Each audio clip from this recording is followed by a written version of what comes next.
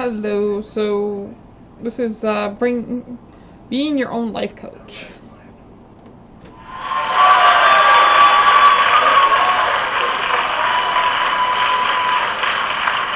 Okay. Hi everyone.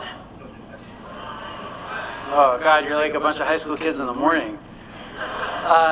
My name is John Muldoon. That was quite the intro, by the way. Thank you. I am the principal of the high school here on the Puxi campus of Shanghai American School. And I'll tell you, I'm a little nervous to be standing up here today. I've stood on the stage a lot this year, and I've talked with a lot of different people. But there's something about that like red dot back there on the ground that is intimidating. And part of what I'm going to talk about tonight is about being honest with yourself and other people. And so I figured, what better way to start than say that I'm a little nervous and be honest with you. Also, you laughed a lot during the last one, which I think makes the bar pretty high for me.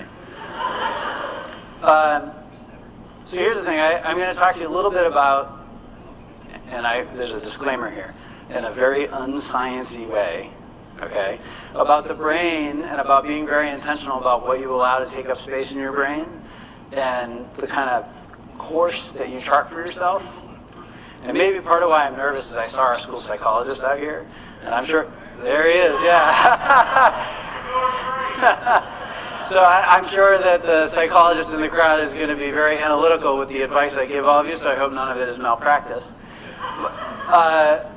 Here's the thing. Our brains are supremely powerful organs, and we don't often think about how we're using them, right? I can pinpoint the first time I actually thought about how we use our brain. I was in 6th grade. So I was in 6th grade, and I'll be honest with you, my family was going through a really hard time, a really horrible time, actually. And we were spending a lot of time in the car. So my dad's driving, my mom's sitting next to him up front, my sister and my brother and I in the back, cramps. It's always a good recipe for something, right? And my father is compulsively listening to motivational tapes, right? Yeah, cassette tapes, right? Yeah, so he's listening to cassette tapes with all these people who are telling me and my family through the speakers of the car how great life is and how awesome we are and how everything is going to be amazing. It was like the worst. Right? It was objectively the worst thing ever and totally not what I wanted to hear when I was going through some horrible things that I could not control. And I'll never forget, I remember this one in particular, this guy, I should ask my dad if he still has the tape. So this guy says that the key to happiness is to talk to yourself. But not just like talk to yourself, right? To say like really great things to yourself. He's like, you should wake up every day. And it sounded so ridiculous I actually listened to it, right? He's like, you get up every day and you go to the mirror and you look at yourself and you're like, you look good. Today is going to be awesome. Right? And he said if you do this all the time, you'll actually get little voices that develop in your head that say nice things to you all day long. And so here I am, I'm like 11 or 12 years old, and I'm like training your brain to get little voices that talk to you all day long. Yeah, like I'm pretty sure that's the mark of something not good, right? I mean, I can't tell you how many fights we had about this as a family, mostly started by me, right? Like, why can't we just listen to the radio like a normal family? But I'll never forget it. Part of it is because we were going through what was probably the darkest chapter of my father's life. And he chose to listen to somebody tell him good things. It was a choice he made. I didn't understand that back then. So if you fast forward a little bit, I had just become an assistant principal in my life. Right, so I guess we're fast forwarding a lot. I'm feeling pretty good. And I find out that my favorite teacher ever, my 6th grade social studies teacher, is retiring. So I'm like, I'm going to stop by and see him. That day I drove to the school. I didn't tell him I was coming. I just went. I don't know why I did. He was my favorite teacher. He helped me through so much in that same time period in my life when I went through so much. So I just walked, no one stopped me, it was amazing. I walked right down the hallway, right to his old classroom. He's still there like he always was, right? I open the door and I go in, and he looks up at me and he goes, "Holy hell." Well, actually, that's not what he said. I can't tell you what he said on this stage, but he said something like that. And he comes over and he gives me this big hug, and he says, "John Muldoon, I can't believe you're still alive." Right? And I'm like, "Are you confusing me with another John Muldoon?" But he wasn't. And actually, the truth is that he was right. We talked a lot about it. He only knew me at that time period in my life. I'll tell you, I was so angry, right? And our parting thought, he left me with. So he's not around anymore. It's a little sad to think about. But the parting thought that he left me with was how proud he was of seeing me and how happy I seemed. Because he said in over 35 years of teaching, he had never met an angrier kid than me. And it's kind of funny, but it's also kind of tragic that I remember him so fondly, and I think about, that's his memory of me. Of like all the anger. Anyways, the change didn't happen overnight for me. If you fast forward a little bit, or actually rewind from when I became an assistant principal, I was in 9th grade, I was in high school. Things were still not going well for me. I was actually angrier than I'd been in 6th grade, which is saying something. I didn't have any friends. I was so isolated. My grades were awful. Like, I am not ashamed to tell you, I was just about to fail out of high school by the middle of the year, of my freshman year. And I had this history teacher, another history teacher, that took an interest in me, right? She's probably my second favorite teacher. Maybe why I became a history teacher myself, actually. And he was like a Jedi, right? Like, I owe this man my life. He conducted what I can only call psychological warfare on me. He got me so angry that he tricked me into wanting to do well at school. I don't know how he did it. Like, I think about it now, I have no idea how it happened. But it did. And please do not underestimate the magnitude of this transformation. I was talking with my counselor about how I was not going to be coming back to school next year if I didn't turn things around, right? And all of a sudden I was getting all A's and B's. And I was being nicer to people. And I actually maybe was working my way towards making friends, right? Like, actually, yeah, whatever. The transformation was so severe, my father sat me down and he asked me if I was on drugs. Right? Like, and that's pretty messed up when you think like, son, your grades have just gotten really good. And, it looks like maybe you have some friends now and you're not so miserable to be around. Are you on the drugs? Right? Like, that's actually how it went. But this rosy period of my life was not destined to last because, as I think everybody here knows, you really can't trick a halfway intelligent teenager into doing something they don't want to do for too long. And so by the end of the year, the gig was up. And I had this huge confrontation with this teacher, which, if we're being honest, was not smart on me to pick a verbal fight with a, Jedi psychological warfare mind master. But I left the year feeling so angry and deflated and confused. And thinking, though, is the key word. I left the year thinking, how did this happen? And I was thinking about it because I was so angry at myself, actually, that I had let him trick me. And so I didn't know it at the time, but I was in search of an epiphany. And I wish I could tell you that it happened and it was amazing and it was like this moment that changed everything right away and it was on top of a mountain and, right? But it's not how it happened. I was at work at this horrible summer job. And it wasn't something that happened and changed my life right away. But I'm standing there, I'm at work, and this mom comes in with this little kid. And he's got one of those like little Matchbox model cars, right? You know what I'm talking about? So he's got this little Matchbox car. And I hope you're ready for this. It was a model of my dad's old car. Like the same crazy sparkly gold paint with the weird white roof. Like it was a model of my dad's old car. I could practically hear the tape of the guy with the voices in your head talking to me. Right? Like my brain hurt when I saw that car. And I'm like, it's all within a week of getting out of school. And I stand there, there's no coincidence in my mind. It cannot be a coincidence that this guy tricked my brain. And I thought I was pretty smart. He tricked me into doing something I didn't want to do. And then a couple days later, I'm reminded of this other time in my life where someone told me you can trick your brain into doing anything. So I started thinking about it. There has to be a connection. And I know now, and we all know now, there is a connection, right? Your brain is so powerful. There are so many studies on your brain.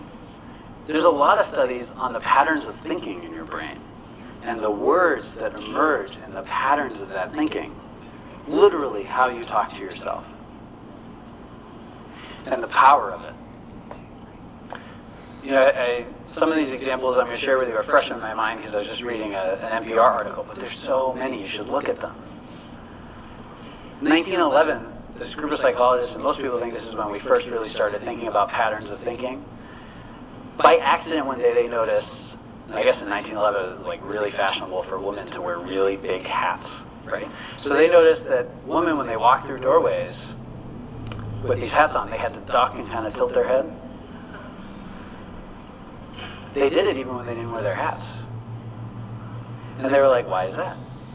So they studied it, and they figured out that if you have a pattern that established itself in your brain, absent a conscious decision not to do it, you'll do it. It's not rocket science, right? It's pretty deductive for us now. There's a lot of studies on it. There's another one about doors, oddly enough, right? In 2013, there's a group of scientists that are working with young women that have anorexia. And they notice that they don't walk through the door the way they were expecting them to. Despite the fact that all of them were on the smaller side, and the doors were double doors like we have at the back of the auditorium here, they walked through sideways, like they were sneaking past someone, right? Or squeezing through, despite the fact that there was plenty of room. So they looked at it. They added it to their study. They expanded the scope of their study, and they wanted to figure it out. And they found that they had such patterns of disordered thinking in the brain that it influenced so many of their behaviors. And the crazy thing of like how they walk through doors, and the crazy thing about it is that they had no idea that they had these patterns of thinking running that way in their brain, and they were not aware of the influence on their behavior all the time. You know, there's so many. There's another one, and then I'll stop sharing studies with you. There's one from the University of Pennsylvania. They actually found, when they studied football players, that by imagining throwing a football properly, you have a similar performance gain to when you actually practice it physically. That's crazy, right? You can practice doing something in your mind and it has not quite the same magnitude of effect, but a similar effect to doing it physically is really unbelievable. Now, I didn't know any of this then, right? I didn't know that the patterns in your brain start being established when you're young. All of the messages that you all hear when you were younger, all the messages that you hear right now, even the ones you're not aware of, they get in somehow. And the more you hear something, the more it takes root. The more your brain accepts it, even if you disagree with it. And these roots grow. And if we use the kind of vernacular from the audio cassette guy, that's when the voices start. Right? That's when you start having patterns of behavior influence other ways that you think, the way you feel, and the things that you do. This is why some people, and we see this, right? We all know people like this, that have been told from when they were really young that if they work really hard and they don't give up, that they can do anything. Right? Those people act differently than the people that get the opposite message, that they can never do anything right. even though they probably disagree with the message that they can never do anything right. Take it another level, and this is when, like, thinking about it, I wonder if I've really lost my mind sometimes. The voices in your head, if that's what we're calling them, they talk to each other. They're having a conversation in your head. I'm a visual thinker, so I like to think about it like a speed dating event, right? We're in a big auditorium, and all these little, like, positive and negative patterns of behavior are moving from table to table, talking to each other.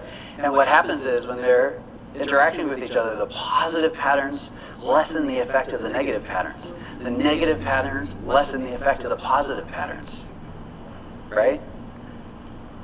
It's incredible. I mean, it makes sense, but it's incredible. And this, when you, like, look at it on a macro level, is why someone who's supremely positive bounces back from bad news much faster than someone who's not. They are less fazed by a setback in their life because they have a lot of other positive thought processes that counteract the negative impact of it. It doesn't make them less likely to understand what's happening, but they feel differently about it, and they might act differently. The converse is true, right? The sweet, sweet joy of an unbelievable moment in life might be fleeting for someone that has predominantly negative thought patterns. Anyways, I didn't know any of this when I was 15, right? But I had listened to a lot of motivational tapes back in the day. So here I am going to conduct an experiment, I decide, on myself. We have a scientist out there, he's like shaking his head, no, you can't conduct an experiment on yourself. But I was 15, right? I'm using the word experiment and research very loosely. And so I decide I am going to get cool. Right? But not just like cool, like ridiculously cool. And here's the thing, like, it's really hard to believe I wasn't cool in high school, right? My students are telling me this right now. But the truth of the matter is, I was so not cool. And I knew it. And that's okay. I own it. So I'm like, I'm going to do exactly what that guy on the tape said I should do. So I woke up, and so none of this is a surprise to anyone that knows me. I'm a very intense person, right? I woke up every day, and I looked in that mirror, and I told myself how amazingly cool I was, right? I was like the best-looking, coolest kid that went to my school. And this is actually really embarrassing, but my wife said I shouldn't share this part, but I'm going to share this part. I actually got blue paint. Blue is my favorite color. And I painted on the wall across from my bed 4 big letters. COOL. Right? And I'm like, I'm going for broke. And then I don't know if it's because I was 15, if it's because I was, like, desperate for something positive in my life, or what. But after a while, I convinced myself that I was, in fact, pretty cool. Right? Jeremy, our school psychologist, and I are going to have to unpack that later. But, and then something amazing happens. Because we all know, right, like, I didn't really change that much about me. I was changing what I was thinking about me. But my sister, my younger sister, who, by the way, was super cool and always really popular, she comes bursting through the door one day while I'm sitting in my bed, literally talking to myself about how cool I am. And she just, like, can't take it anymore. She's like, you are so not cool. If you have to tell yourself that you're cool, you are not cool. Even worse, if you have to tell other people that you're cool, you're hurting yourself even more. And then, like, I know she's amazing now, but at the time, oh my God, right? She looks at me and she's like, maybe, and this is brilliant. She didn't mean it to be brilliant, but it was brilliant. Maybe you should not try to be cool. Maybe you should just try to be happy for a little bit so that we're not all miserable being around you. Right? Harsh. So she leaves, and not the norm for me at the time, I didn't react. I just kind of sat there in my bed, like crushed. My experiment a failure. Thinking about how uncool I am, but also thinking, like, it's not that I don't feel happy. I also don't feel unhappy. And that was so weird for me to think about. And I realized, and I had never like thought about it, like my predominant emotion, my like real only emotion that I was consistently feeling was anger. I was mad. And I did the smartest thing I've ever done in my life, still to this day. I asked myself, why? Why was I so mad? And I went all the way back to 6th grade. And I started thinking about all the things that had happened and how they were all out of my control. I was pulling at all the threads. It was horrible. It was painful to think about. And I didn't pick up another experiment right away. It took me a little while as I'm thinking about all this. Thinking about how I was thinking, thinking about how I was feeling. But eventually I decided that I couldn't take my sister's advice. I couldn't try to be happy. It was just too big. Right? I was going to do a second experiment. I was just going to try to be thankful for some things in my life that were good every day. But I attacked it with the same intensity I attacked trying to be cool. Right? So, like, I was an animal. I was thanking everyone for everything. Right? You let me borrow a pencil, it was the best thing that ever happened to me. Right? And I mean, like, I would show up on your doorstep 5 years after you did something if I was grasping at straws for something to thank someone for, and I would thank you for something you did 5 years ago. And people didn't really know how to take me. It was kind of like back when I had that rapid transformation during the school year. Nobody knew what was going on with me.